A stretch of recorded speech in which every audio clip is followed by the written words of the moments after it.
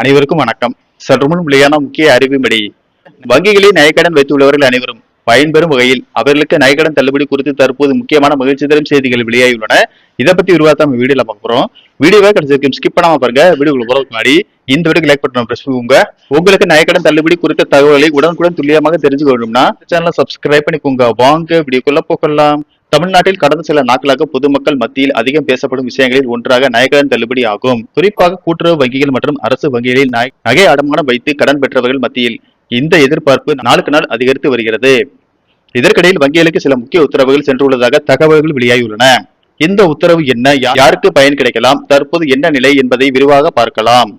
தமிழ்நாடு அரசு சமீபத்தில் கூட்டுறவு வங்கிகள் மூலம் பயிர்கடன் பெற்ற விவசாயிகளுக்கு ரூபாய் 75,000 வரை கடன் தள்ளுபடி வழங்கும் திட்டத்தை அறிவித்தது. சிறு குறு மற்றும் பெரிய விவசாயிகள் என பலரும் இந்த திட்டத்தின் மூலம் பயனடைந்தனர். இந்த நடவடிக்கை தேர்தல் வாக்குறுதியின் ஒரு பகுதியாக செயல்படுத்தப்பட்டது. இந்த நிலையில் கூட்டுறவு வங்கிகள் மற்றும் சில பொதுத்துறை வங்கிகளிடம் நகைக்கடன் தொடர்பான விவரங்களை சேகரிக்கவும் தகுதியான பயனாளிகளின் பட்டியலை தயாரிக்கவும் அறிவிக்கப்பட்டுள்ளதாக கூறப்படுகிறது. கடன் பெற்றவர்களின் விவரங்கள், கடன் தொகை, அடமான வைத்த தங்கத்தின் அளவு போன்ற தகவல்கள் ஆய்வு செய்யப்படுவதாகவும் தகவல்கள் தெரிவிக்கின்றன. தற்போது வெளியான தகவலின்படி கூட்டுறவு வங்கியில் பெறப்பட்ட நகைக்கடன்களுக்கு முன்னுரிமை அளிக்கப்படலாம் என்று கூறப்படுகிறது. அதேபோல் சில பொதுத்துறை வங்கிகளில் பெறப்பட்ட நகைக்கடன்களும் பரிசீலனையில் இருப்பதாக தகவல்கள் வெளியாகியுள்ளன.